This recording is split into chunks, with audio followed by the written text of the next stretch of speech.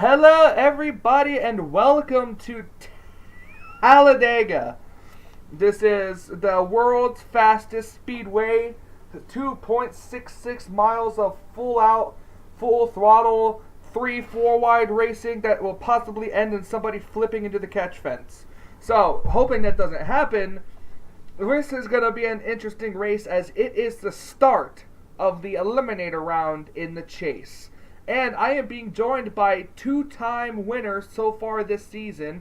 Winner at Michigan and the winner at Dover, which sadly wasn't being able to be seen because I had to back up my computer. 3, 4, 5. Starting in the 10th position, that is Seth Cole. Seth, thank you for joining me up in the booth.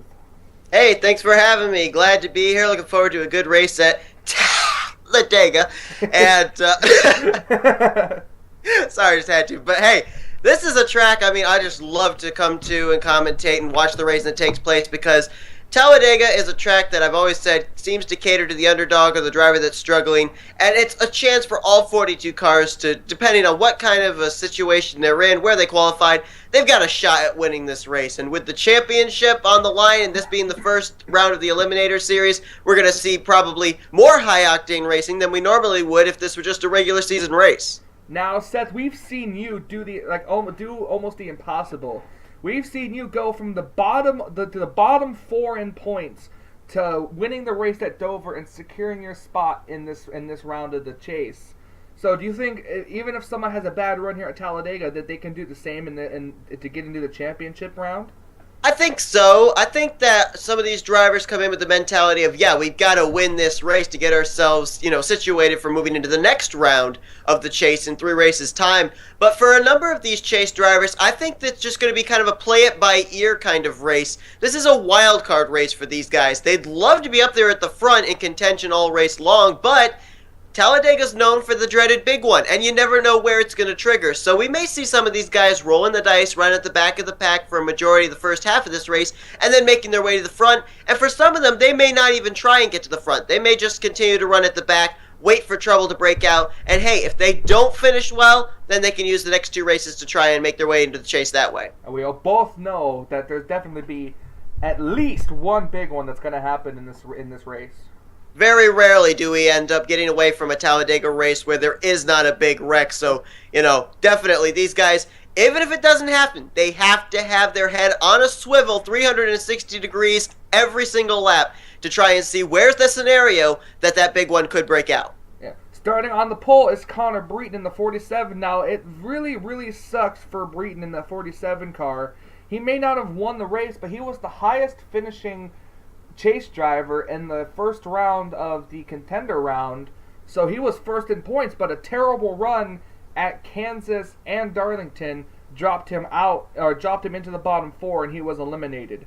So he starts first alongside of that 3 of Nick Altendorf, and behind him is the 22 of Carson Gum. Now, Carson was eliminated from the start after that incident where he and the fellow driver Zachary Fitzwater just died. But anyways, yeah, I showed Seth the incident. So Seth, after seeing that, what was it like to see that not only on the track, but just on the replay as well?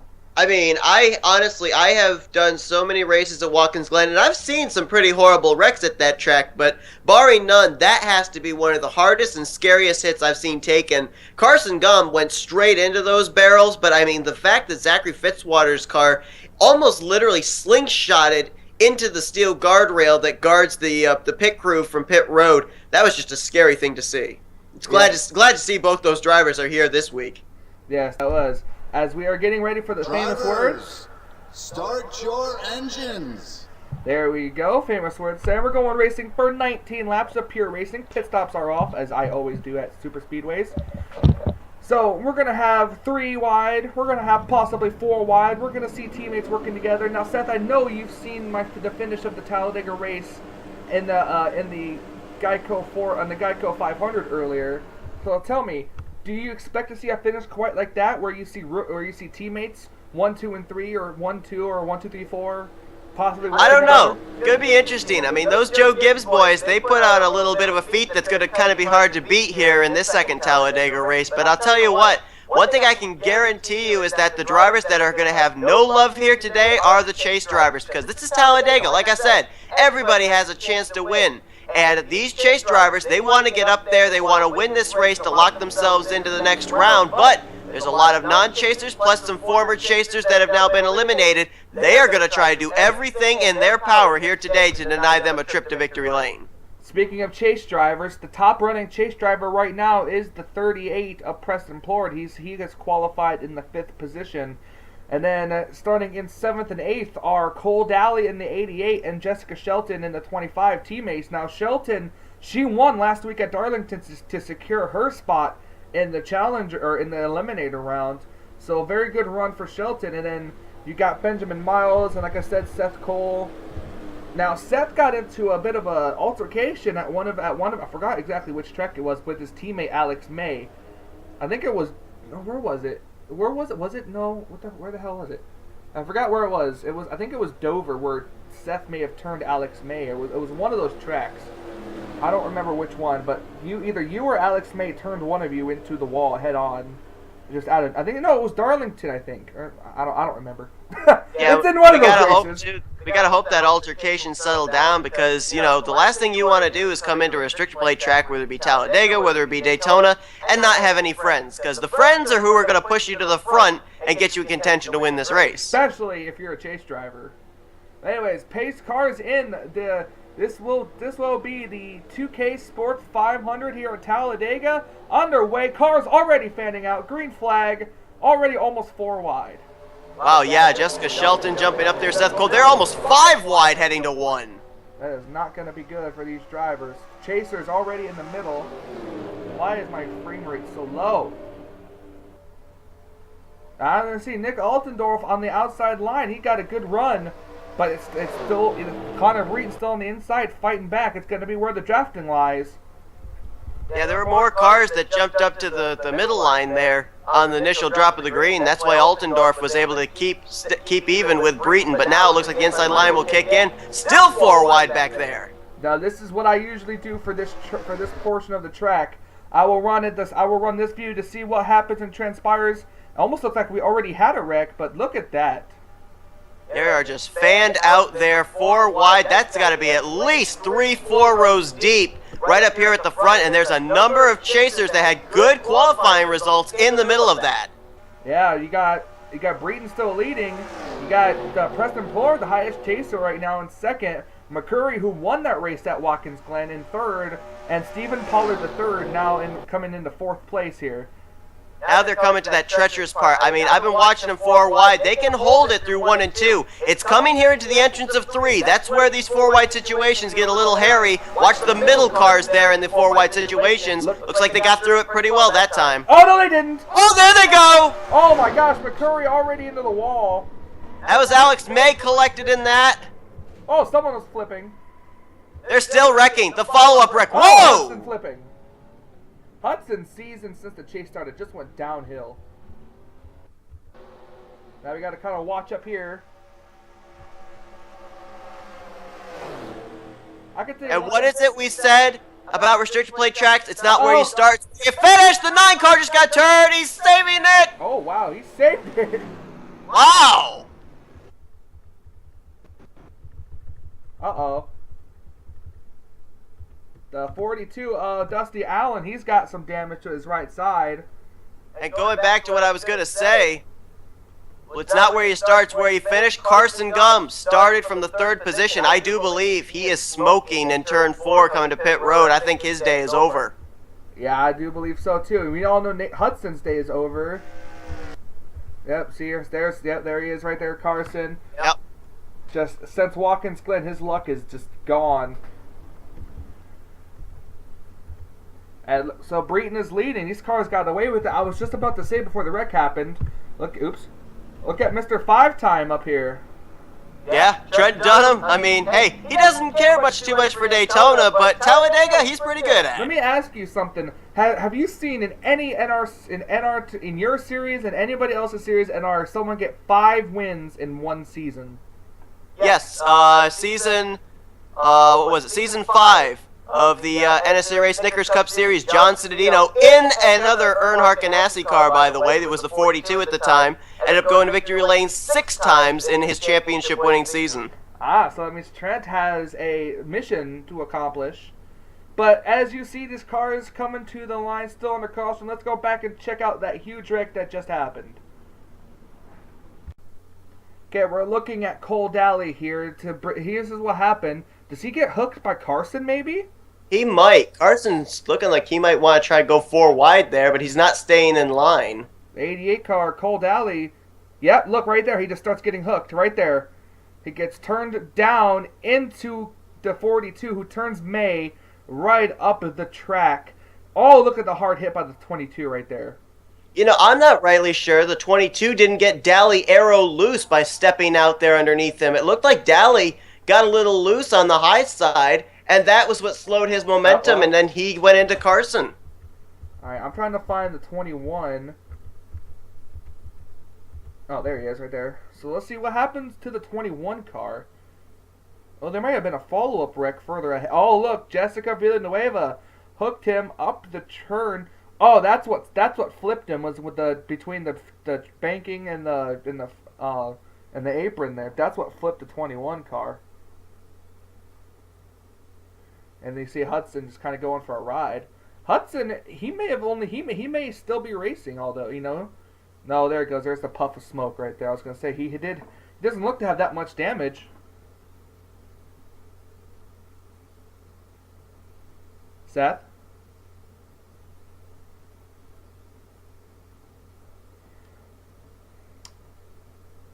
Alright, well, as we see what happened to bring out the caution, we'll be right back for the restart. And we're back here at Talladega as we see a list of cars that have retired, featuring Cole Daly, Dylan Young, Jake Haynes, I think that's who it is in the 44, Derek Pemberton, Carson Gum, Luke Walker, and Nathan Hudson. So it seemed like a pretty bunch of cars right there who kind of retired, huh? Yeah, and it's a heartbreak there for Cole Daly as well, because this is not how he wanted to start off the Eliminator round.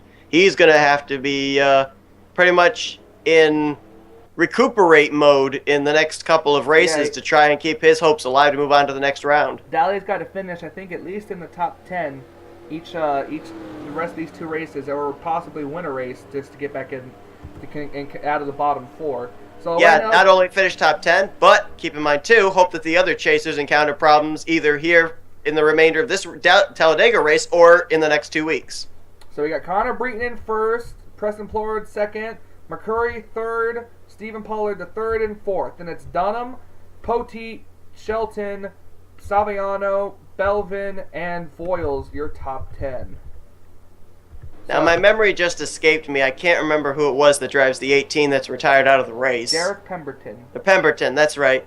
But I'm noticing none of the Joe Gibbs cars that made that big appearance in the last Talladega race are not up here at the front, but somewhere in this field still is the 19 of Silver Fox, the 20, and the 11. Here's the 20 and the 11 right here. Yeah, they're just hanging mid-pack. Silver Fox just a couple cars ahead of them, so if they find each other again, I wonder when those Toyotas are going to decide, hey, it's time to get to the front. And now that we've had that incident, do you think that now the cars will be a little more relaxed? It's going to be interesting to see because, yeah, when we have Talladega start off with the double file restart, it doesn't take them long to get 3 and 4 wide racing. But when we get these single file restarts, it does take them a little time to bunch back up. We see them going 3 wide here, but I'd be very surprised if in like the next 2 or 3 laps they decide, okay, let's go 4 wide again. I think they will be a little bit more settled out now. They're going to ride around, see what they got, find their dancing partners, and then see who they're going to be able to work with at the end. Now, I thought for sure we saw the chasers work together of Dunham and Pollard the third, but Pollard is going to stay down to the low side as Trent kind of moved a little pies. They're going 4 wide here, but that's going to soon settle down to hopefully 3 wide. Yeah, I was glad to see McCrory dive down there to the second high line underneath Trent Dunham. Whoa, what? Where did the 70? Oh, look at this. Poteet and Schreier were down on the apron. Apparently got forced down there or something, but fortunately brings it back up without incident.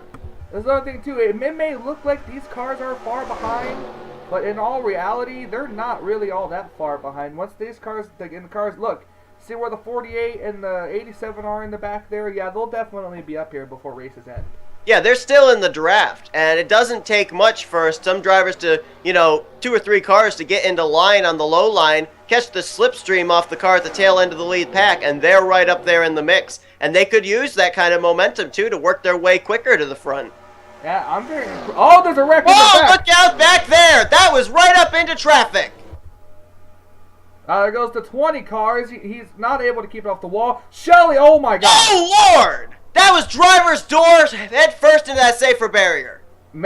Cole's involved. Seth Cole, not a way for him to start off this season either. Or this Oh my run of the goodness. chase.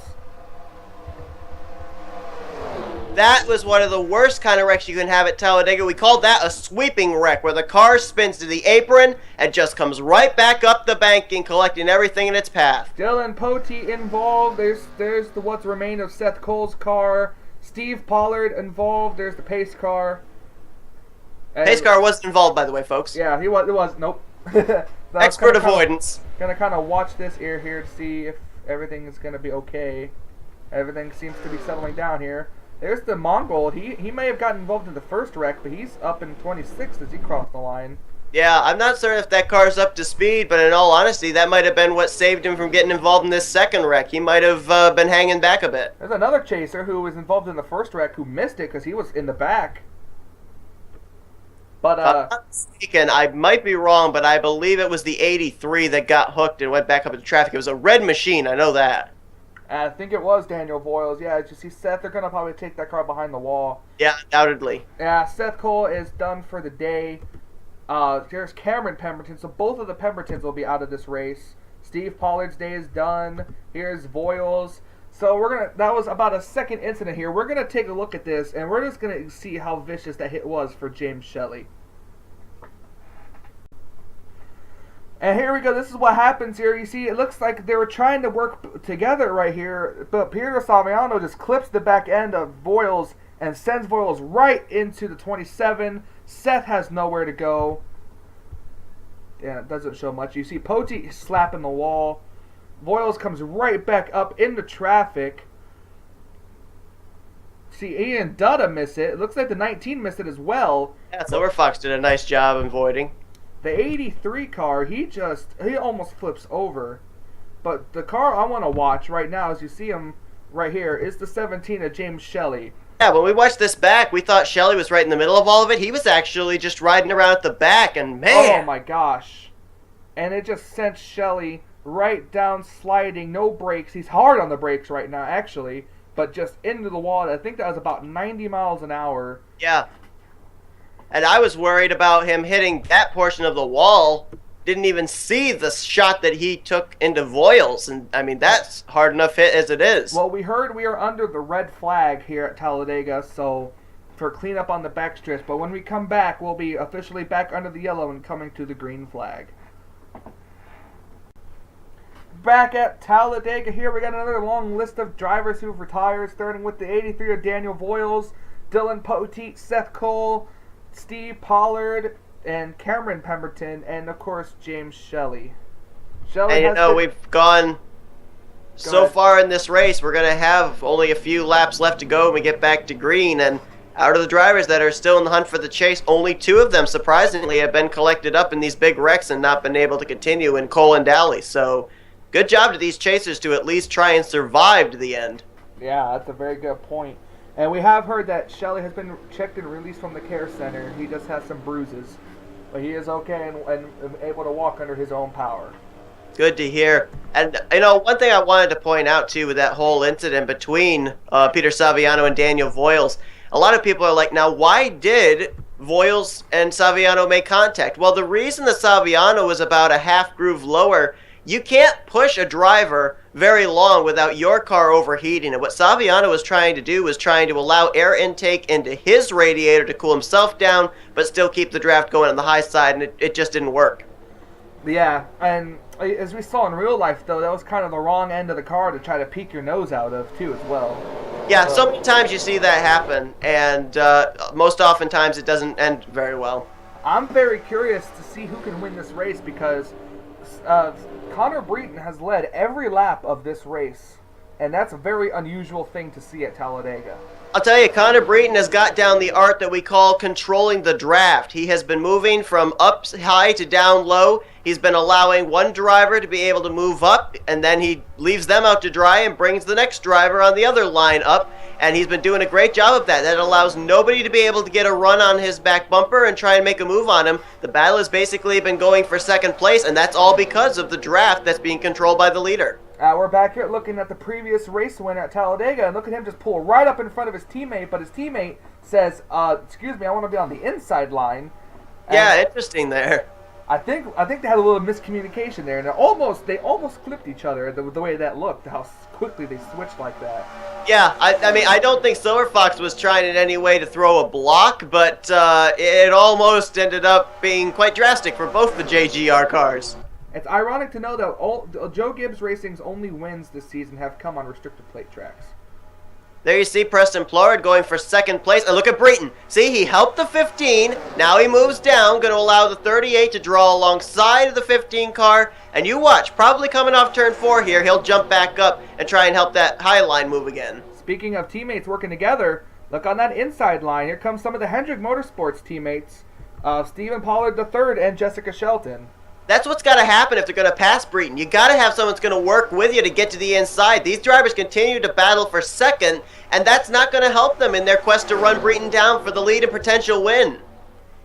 Well, we might be able to see coming off the corner here because you'll see Shelton and the 47 car clear each other. Now, see, Breton will go to the outside, but then you got Larry Hagan to the inside with help from Trent Dunham. Now, Jess may have Larry clear. She might, yeah, with Steven right there. She might be able to tuck down in front of the 87, and she does. Yeah, she tucks down in front. That means the inside line is going to be able to pull out, and at least 3 to 4 cars will be able to clear the 24, as she is all over the back of Breton right now, and she doesn't seem to want to make a move yet. She must think that it's still a little too early. You know, and I agree with that. It is too early, but what I'm noticing, too, is if you don't make a move on Breton early, you might not get a chance to make a move on it because he has been doing so well in defensive driving this entire race. He has got to be looking out of that rear view mirror a lot more than his windshield right now. I mean, you got to move him out of the way. Shelton's got a perfect scenario right here. If she can get the 87 to work with her, they're going to have that gap between themselves and 4th place, but no, 87 now moves low. Shelton waited too long. A little impatient there for Larry Hagan.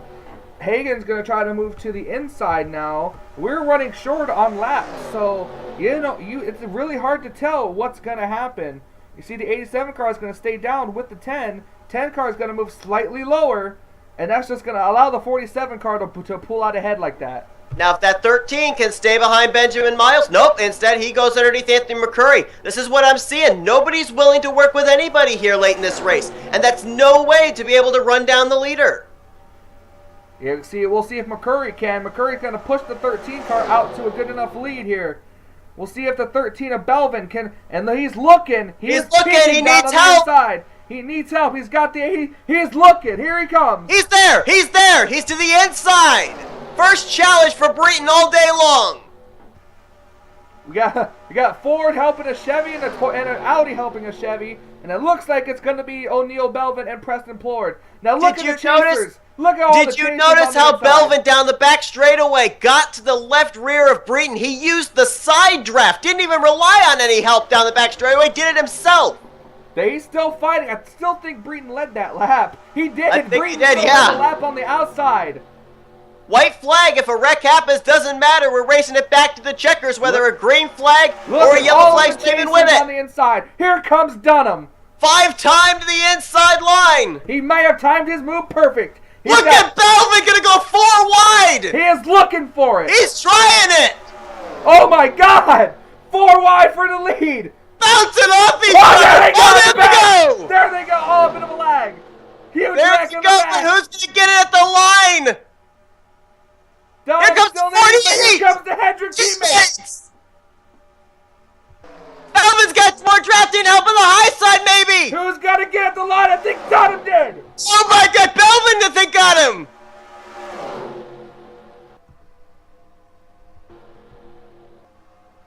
Who won this race? think Belvin got him on the high side. Oh, they're saying O'Neal Belvin has won this race.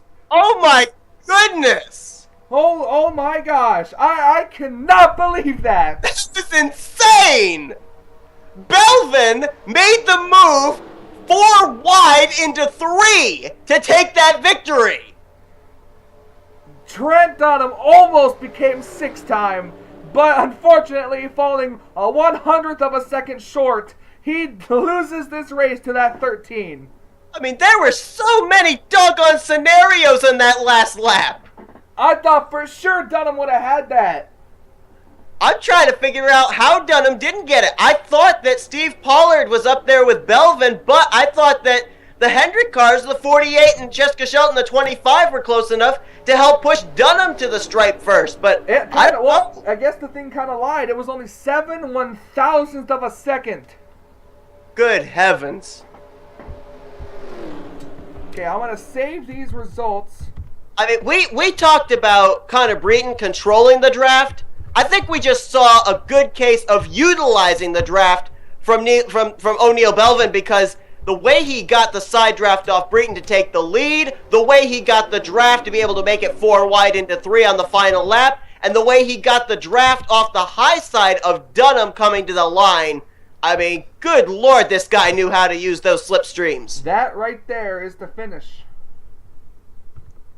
Right Man. there. And there you see it. That's what happened. You see how the 48 and the 25, they were trying to get the run. They did not stick with Dunham. But Steve Pollard stayed committed to the back of O'Neal Belvin's machine, and that's why Belvin got Dunham at the line. That was one hell of a finish. Man. That has to be the most exciting finish I've ever had at Talladega ever. I can honestly tell you, without fail, I have never had a Talladega race where a driver purposely up the middle makes it 4 wide for the victory. I've never seen that before. So here's the run to the checkered right here. See, we're staying behind the 13. He's already peeking underneath Pollard, and the 47's got to run to the outside. He is just looking to get a run here, and here comes McCurry to the very outside. 13's already committed. That's the 10 car started that, and then it's just a 1, 2, 3, 4, 5, 6, 7, 8 car battle to the lead here. Belvin he almost didn't have any help at all at that point. That 24 pretty much stayed with him though. Dunham would have had it if the start finish line was in the tri-oval, but unfortunately Talladega it is not.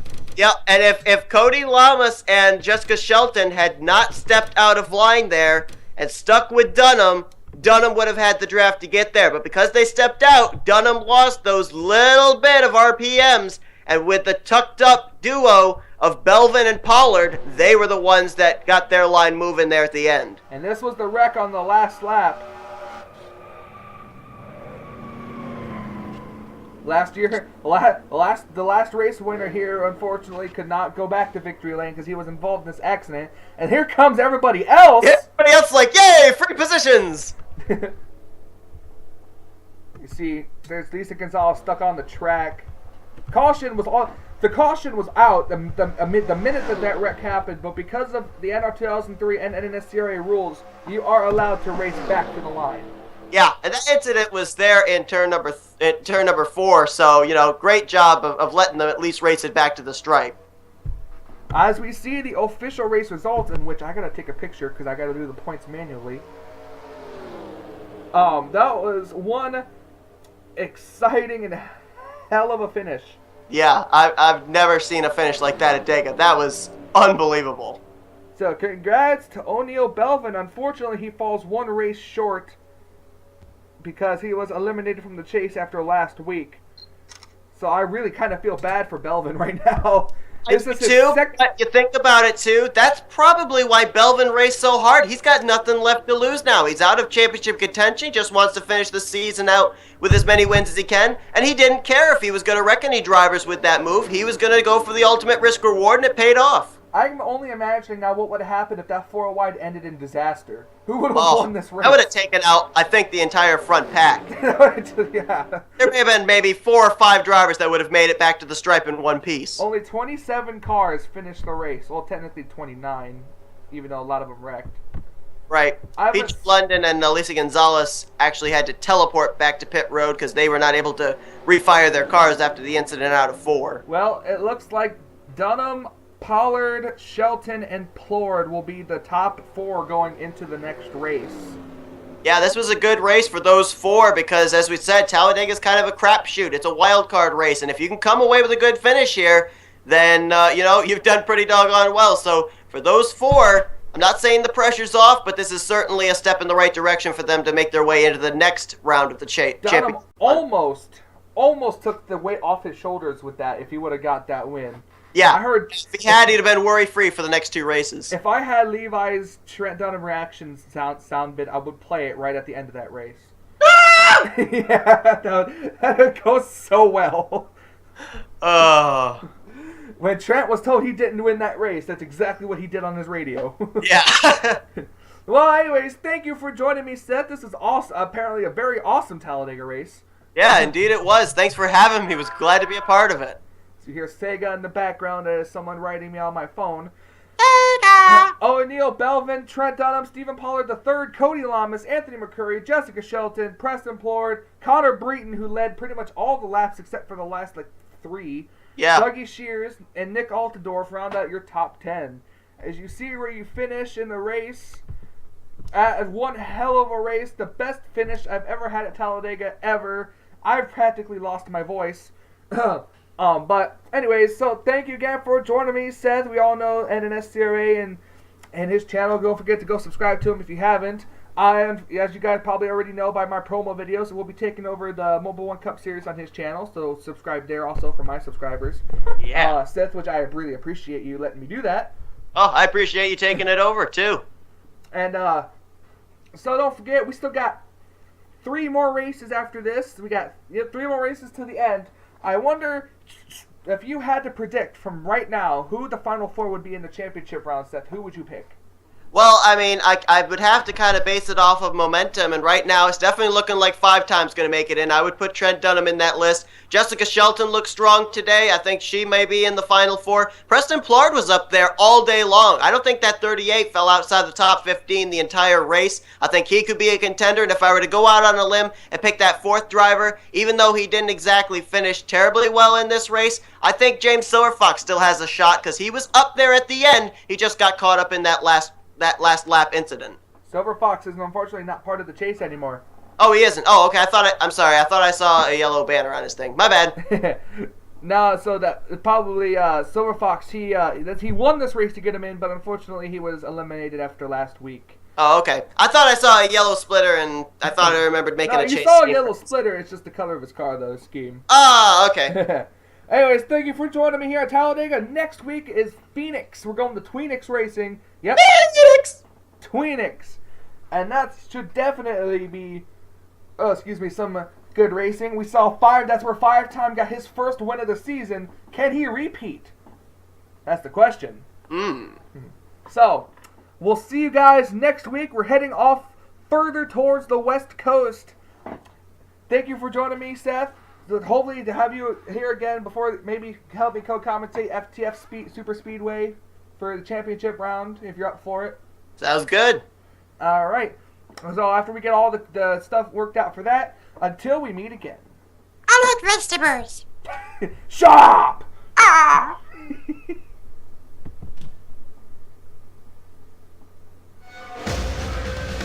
ACVers! I can tell you're happy about that one. If only he could do that in the Sprint Cup now. Yeah, right?